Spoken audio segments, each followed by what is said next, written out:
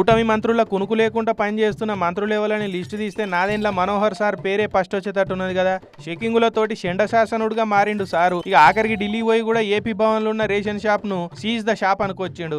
ఇక నిన్న బల్లుశాలైనాయి కదా, బల్లల పగడి బువ్వ ఎట్లా పెడుతురో చూద్దామని తెనాలి కాడున్న సెంచు రామానాయుడు హై స్కూల్లో వేయిండు సారు. ఇక సార్ వస్తుండని ముందే ఇన్ఫర్మేషన్ లీక్ అయినట్టున్నది. వడ్డిచ్చే అమ్మలు చూడు ఎన్నలేంది పద్ధతిగా నెత్తి క్యాపులు కూడా పెట్టిరాము.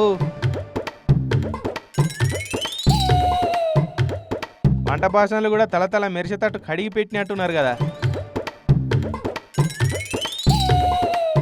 ఇక పిల్లగాళ్ళని మంచిగా బంతుల్నే కూర్చోబెట్టిర్రు, బడంతా నీట్గా ఊడిచిపెట్టిర్రు. పువ్వ ఉడికిందో లేదో ఇంత ముట్టుకోనో నోట్లో పెట్టుకునో రుచి చూడకపోయారా సారు. మంచిగానే ఉన్నాయట.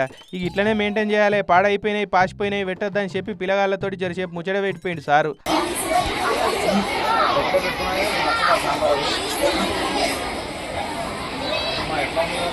అప్పుడప్పుడు బల్లర్లకు ఇట్లా ముందుగాలే చెప్పకుండా పోయి చెకింగ్లు చేయరు సార్. మీరు వస్తున్నారని తెలిస్తే ముందే ఊడిచి తుడిచి అప్పటి మంది మెరిపించి మిమ్మల్ని బోల్తా కొట్టిస్తున్నారు కొంతమంది. సీక్రెట్ గా పోతేనే సీక్రెట్లు తెలుస్తాయి అనుకోబట్టి రటిగా తెనాలి జనం.